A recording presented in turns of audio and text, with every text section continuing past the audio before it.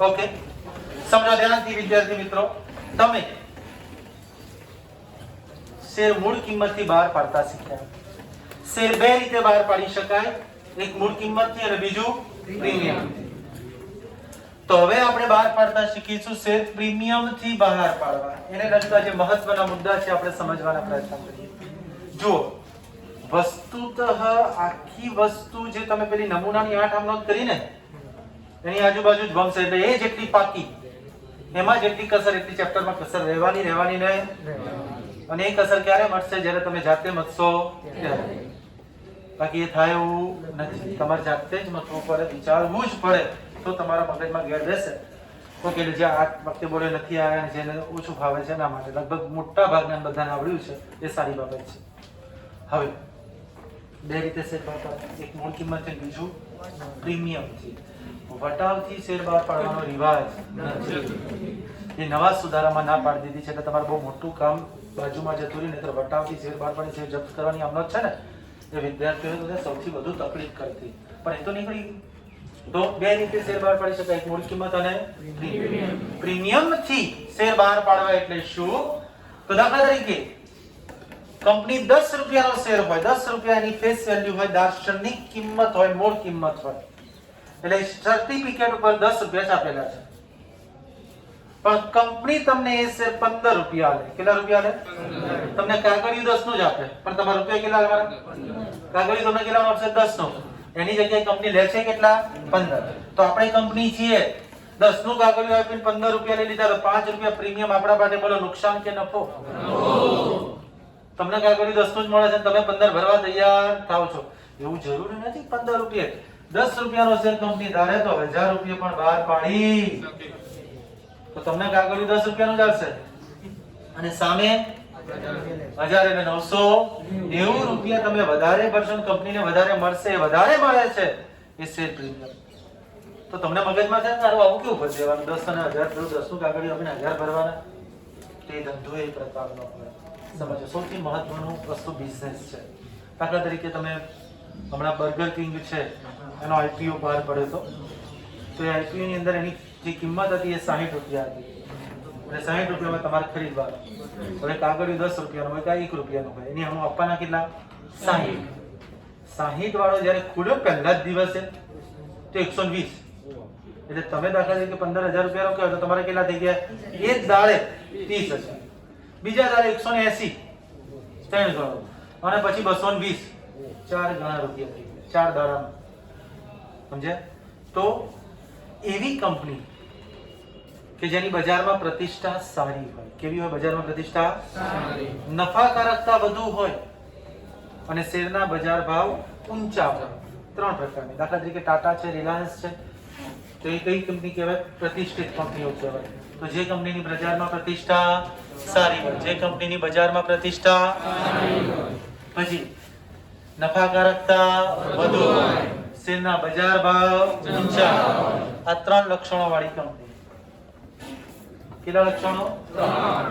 પહેલું, જે કંપનીની બજારમાં પ્રતિષ્ઠા સારી હોય, શેરના બજાર ભાવ ઊંચા હોય, નફાકારકતા વધુ હોય, તે કંપની શેરની દાર્શનિક કિંમત કરતા વધુ કિંમતે શેર બહાર પાડે છે. ત્યારે કંપનીએ શેર કેવી રીતે બહાર પાડે કહેવાય?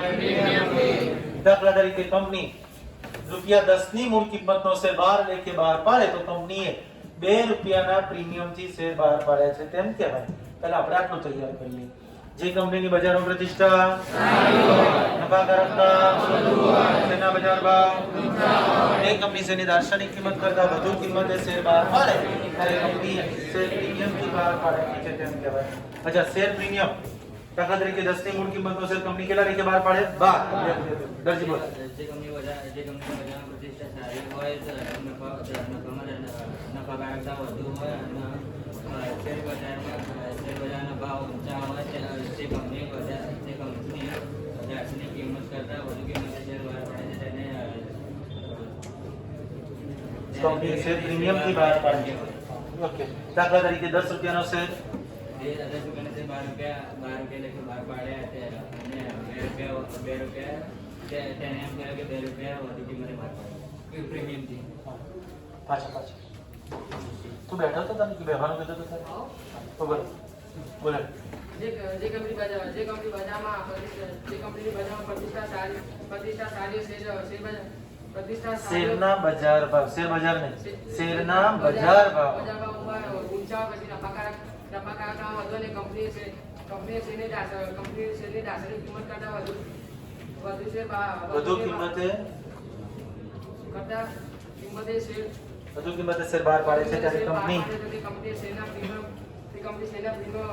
શેર પ્રીમિયમ થી બહાર પાડે છે તેમ કહેવાય શાબાશ દાખલા તરીકે કંપની 10 રૂપિયાનું મૂળ કિંમતનો શેર 5 લાખ વેચે છે તો તે કંપનીને 2 રૂપિયા પ્રીમિયમ ઓકે સમજાવો હવે આગળ વધીએ હવે કંપની 10 નું કાગળિયું આપીને 12 રૂપિયા મેળવે છે તો 2 રૂપિયા કંપની માટે શું થયો નફો અને આ નફો કયો કહેવાય તો મૂડી નફો મોસ્ટ આઈએમપી વર્ડમાં પૂછાય કે શેર પ્રીમિયમ કંપની માટે કેવો નફો છે મૂડી નફો છે ઓકે તેથી હવે નફો છે તો નિયમ શું છે ખર્ચ ખોટ કે નુકસાન ને ઉધાર ઉપજ નફો કે લાભ ને તો મૂડી નફો છે તેથી તે રકમ જામીનગીરી પ્રીમિયમ કોના ખાતે પ્રીમિયમ નામના અલગ ખાતે જમા કરવામાં આવે છે જામીનગીરી પ્રીમિયમ અનામત ખાતે જમા કરો તો પણ ચાલે પણ આપણે જામીનગીરી પ્રીમિયમ ખાતે જમા કરીશું તો ફરીથી તે રકમ કંપની માટે શેર પ્રીમિયમની રકમ કંપની માટે કેવો નફો મૂડી નફો છે એટલે નફો શું થાય હંમેશા જમા તો કોના ખાતે જમા કરવાનો જામીનગીરી પ્રીમિયમ જામીનગીરી પ્રીમિયમ વોટ ઇઝ જામીનગીરી તો આ શેર બહાર પાડવા ડિબેન્ચર બહાર પાડવા પ્રેફરન્સ શેર આવી જામીનગીરી કહેવાય શું કહેવાય એના પરનું પ્રીમિયમ એટલે જામીનગીરી પ્રીમિયમ નામના અલગ ખાતે જમા કરવામાં આવે છે તો નફો છે બીજું તમને એમ થાય કે શેર પ્રીમિયમની રકમ કંપની ક્યારે મળાવે જામીનગીરી પ્રીમિયમની રકમ કંપની ક્યારે મંગાવે તો કંપની દાખલા તરીકે 2 રૂપિયા પ્રીમિયમ હોય તો ધારે તો અરજી વખતે ધારે તો મંજૂરી વખતે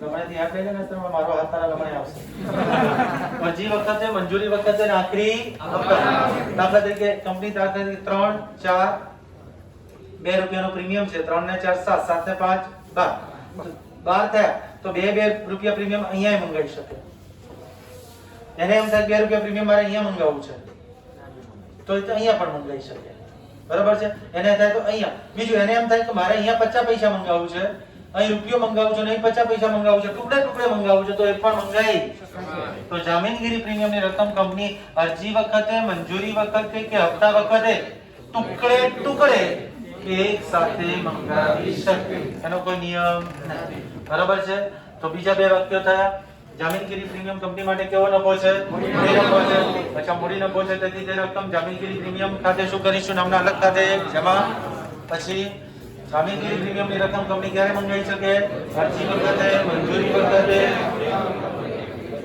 ટુકડે ટુકડે કે એક સાથે ચલો આખું કોણ બોલી જશે ફટાફટ ઝડપથી we do not have time આ એક જ જણને ચાન્સ છે એક જણને બોલવાનું છે એ વિરલો કોણ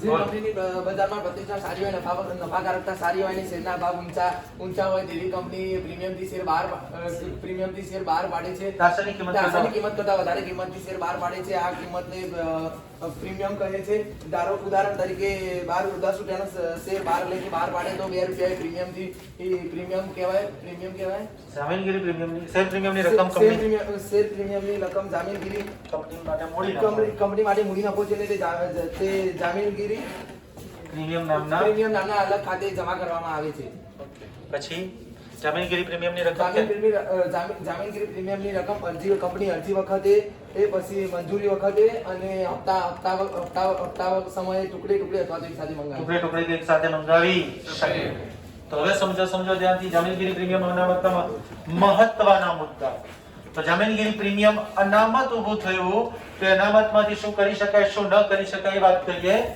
તો જામીનગીરી પ્રીમિયમ અથવા તો તે જામીનગીરી પ્રીમિયમ મુક્ત અનામત નથી મુક્ત અનામત મૂડી અનામત છે કેવું અનામત છે એ મુક્ત અનામત નથી મૂડી અનામત છે મુક્ત અનામત ને મૂડી અનામત પાછું તમને પ્રશ્ન થાય કે આ મુક્ત અનામત શું અને મૂડી અનામત શું તો જે નફામાંથી ઊભું કરવામાં આવ્યું, રોજબરોજ તમે ધંધો કરો છો એમાંથી નફો થાય, એ નફામાંથી જે અનામત ઊભું કરો એ મુક્ત અનામત કહેવાય. અનામત, સામાન્ય અનામત, અનામત ભંડોળ, ખરીદર અકસ્માત, વળતર ભંડોળ, આ બધા મુક્ત અનામત છે. કેમ? તમે શેમાંથી ઊભા કરો છો?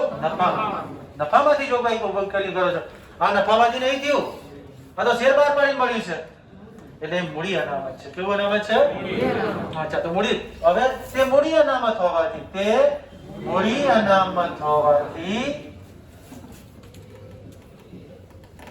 તેમાંથી ડિવિડન્ડ વહેંચી શકાય નહીં.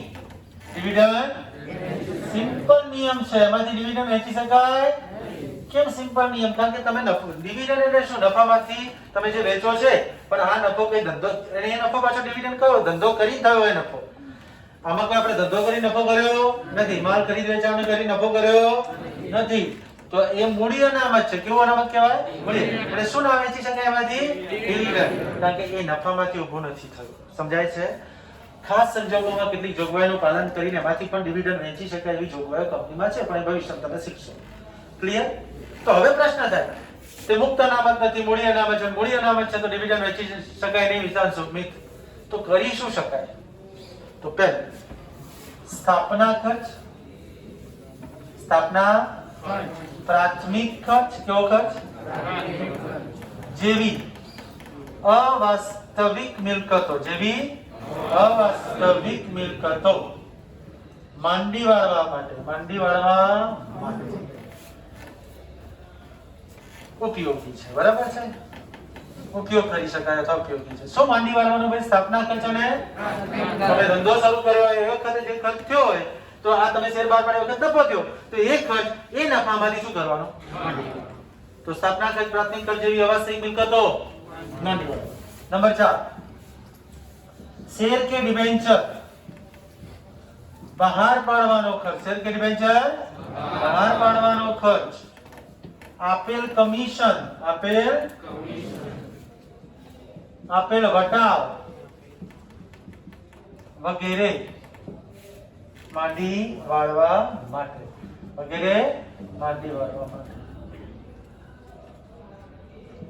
ઉપયોગી છે. જુઓ, તમે આ શેર બહાર પાડે તો તમને નફો થયો છે, પણ એની સાથે શેર બહાર પાડવાનો, ડિબેન્ચર બહાર પાડવાનો જે ખર્ચ થયો, દાખલા તરીકે જાહેરાત ખર્ચ, વિજ્ઞાપન, આ બધું થયું, એ ખર્ચ એમાંથી મળે. કોઈને કમિશન આપ્યું હોય તો આપેલ કમિશન, વટાવ આપ્યો હોય કોઈ, બરાબર? ડિબેન્ચર બહાર, તમે શેર બહાર પાડતા પ્રીમિયમ મળ્યું, પણ તમે ડિબેન્ચર વટાવથી બહાર પાડ્યા છે, રેફરન્સ વટાવથી બહાર પાડ્યા છે, તો એ માંડી વાળવા માટે ઉપયોગી છે. તો શેર કે ડિબેન્ચર બહાર પાડવાનો ખર્ચ, આપેલ કમિશન, ડિબેન્ચર વટાવ. અહીંયા શબ્દ હું એવું આપેલ વટાવની જગ્યાએ એક શબ્દ જ વાપરી દઉં, કયો?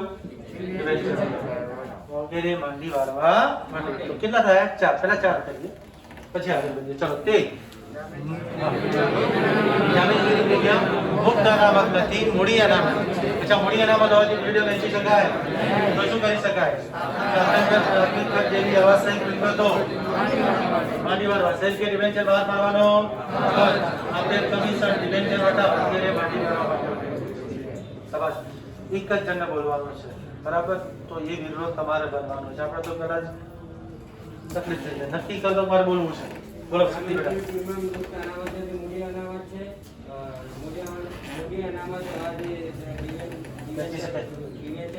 ડિવિડન્ડ વેચી શકાય નહીં. પ્રાથમિક ખર્ચ જેવી અવાસ્તવિક મિલકતો વટાવ માંડી વાળવા માટે, જે અવાસ્તવિક મિલકતો માંડી વાળવા માટે ઉપયોગી છે. શેર કે ડિબેન્ચર ખર્ચ, આપેલ કમિશન, ડિબેન્ચર વટાવ જેવું વગેરે માંડી વાળવા માટે. તો આ વસ્તુ જો હજી શેનો ઉપયોગ થાય એ સમજીએ. આગળ વધીએ. નંબર 5, કંપનીને પૂર્ણ ભરપાઈ બોનસ. કંપની કોને બોનસ શેર આપશે? તો ઇક્વિટી શેર હોલ્ડરોને. કોને? કંપની ઇક્વિટી શેર હોલ્ડરોને પૂર્ણ ભરપાઈ. કેવા? પૂર્ણ ભરપાઈ બોનસ શેર આપવા માટે. પૂર્ણ ભરપાઈ બોનસ શેર આપવા માટે. જો એનો ઉપયોગ બોનસ શેર આપવા માટે પણ કરી શકાય. કંપની ઇક્વિટી શેર હોલ્ડરને પૂર્ણ ભરપાઈ બોનસ શેર આપવા માટે તેનો ઉપયોગ કરી શકે. સમજો, ઇક્વિટી શેર હોલ્ડરને શું આપવાનું છે? પૂર્ણ ભરપાઈ બોનસ. બોનસ એટલે મફતમાં શેર આપવાના. એકચ્યુઅલી એ મફત ના કહેવાય. તમે શેર હોલ્ડરો પાસેથી પૈસા લીધા, 10 ની જગ્યાએ કેટલા લીધા? 15. 5 રૂપિયા એની જોડેથી વધારે લીધા, પાછા બોનસ શેર કરીને એને પાછા આપો, તો થયું એનું એના પૈસા એને. એવું જ થયું. આવું થયું તો આરપીએલ નામની જે અનિલ અંબાણી, મુકેશભાઈ અંબાણી અને બીજા કયા, અને આરપીએલ નામની કંપની અત્યારે તો એનો ભાવ નીચે જતો રહ્યો, પણ એ વખતે એને 320 કે 400 રૂપિયા બહાર પાડ્યો હતો. પછી થોડા વખત પછી એમાંથી પાછું એને શું આપી દીધું? Bonus share. તો એવું કરી શકે કંપની એમાંથી બોનસ શેર કેવા પણ પૂર્ણ ભરપાઈ. શું આપવા માટે? બોનસ શેર આપવા માટે એનો ઉપયોગ કરી શકાય. ચાલો એના પછી આગળ વધીએ. રિડીમેબલ પ્રેફરન્સ છે. અચ્છા, રિડીમેબલ પ્રેફરન્સ છે. તમે થિયરી આપણે બહુ ડીપમાં નતા ગયા, આપણે લખાઈ નથી, પણ કોકને યાદ હોય રિડીમેબલ એટલે શું? To redeem. કોઈને યાદ હોય? ઘટાડવું, પરત કરવું. તો જે રિડીમેબલ પ્રેફરન્સ એટલે શું? તો કે જે પ્રેફરન્સ ની રકમ અમુક નિયત સમય બાદ શું કરવાની હોય? પરત કરવાની. રિડીમેબલ ડિબેન્ચર એટલે શું? તો જે ડિબેન્ચરની રકમ અમુક સમય બાદ શું કરવાની હોય? પરત. એ પરત કરો ત્યારે આગળ તમે શીખશો ડિબેન્ચરના હિસાબોમાં કે એની મૂળ કિંમત કરતા વધારે રકમ પરત કરો. પરત કરવાની વાત છે, બહાર પાડવાની નહીં. શું કરવાનું? ત્યારે વધારે રૂપિયા આપો એને પરત પ્રીમિયમ કહેવાય. કયું પ્રીમિયમ? તમારે આપવાના હોય 100 ના ભાવે, પણ તમે 150 ના ભાવે આપી દો છો, તો 50 રૂપિયા તમે વધારે આપો છો, તો પરત પ્રીમિયમ કહેવાય. તો એ ડિબેન્ચર પરત પ્રીમિયમ નું નુકસાન માંડી વાળવા માટે. તો ક્યારે કેવા પેલા એની પર નામ લખવાનું? કેવા? રિડીમેબલ પ્રેફરન્સ અથવા રિડીમેબલ ડિબેન્ચર ની રકમ પરત કરતી વખતે પરત પ્રીમિયમની રકમ ચૂકવવા માટે ઉપયોગી છે. તો રિડીમેબલ પ્રેફરન્સ અને રિડીમેબલ ડિબેન્ચર ની રકમ શું કરવાની હોય? પરત કરતી વખતે. કયું પ્રીમિયમ? અને આખો શબ્દ છે પરત પ્રીમિયમ. એકલો શબ્દ નથી. કેવો છે? પરત પ્રીમિયમ. તો એ પરત પ્રીમિયમ આ નફો થયો છે બહાર પાડતી વખતે, પેલા પરત કરતી વખતે વધારે આપવાના છે તો નુકસાન છે, તો એ નુકસાન આ નફામાંથી માંડી વાળવાનું. પછી 7, કંપનીને પોતાના શેર પાછા ખરીદવા માટે, પોતાના શેર પાછા ખરીદવા માટે પણ તમે આ અનામતનો ઉપયોગ કરી શકો.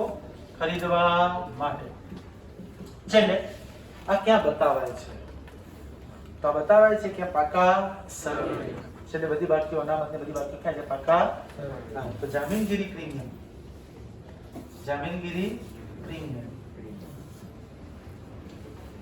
પાકા સરવૈયામાં, પાકા ઇક્વિટી અને જવાબદારી બાજુ, ઇક્વિટી અને જવાબદારી બાજુ, અનામત અને વધારાના શીર્ષક હેઠળ, અનામત અને વધારાના શીર્ષક હેઠળ બતાવાય. કેમ ઇક્વિટી અને જવાબદારી બાજુ? એ તમને સમજાય. કેમ ઇક્વિટી અને જવાબદારી બાજુ? તો જામીનગીરી પ્રીમિયમ નામના અલગ ખાતે તમે રકમ શું કરી છે? જમા. શું કરવામાં આવી? જે કરો જમા કર્યું એટલે એની બાકી થઈ ગઈ જમા. જમા બાકી પાકા સર્વેમાં ક્યાં આવે? ઇક્વિટી અને અહીંયા પાકું સર્વે કંપનીના સંદર્ભમાં છે, તો પાકા સર્વેમાં અહીંયા ઇક્વિટી અને જવાબદારી બાજુ હોય. બીજી મિલકતો, મૂડી દેવા મિલકત નહીં, મૂડીને શું કહેવાય? ઇક્વિટી. કંપનીના સાચા માલિકો ઇક્વિટી શેર હોલ્ડરો છે ને, તો ઇક્વિટી અને જવાબદારી. અને આ બાજુ બીજી બાજુ કઈ બાજુ કહેવાય? મિલકતો. ઇક્વિટી અને જવાબદારી. તો આ જમા બાકી છે એટલે ક્યાં બતાવાય? ઇક્વિટી અને જવાબદારી બાજુ. કયા શીર્ષક હેઠળ? અનામત અને વધારાના શીર્ષક હેઠળ. તો 8 મુદ્દા થયા.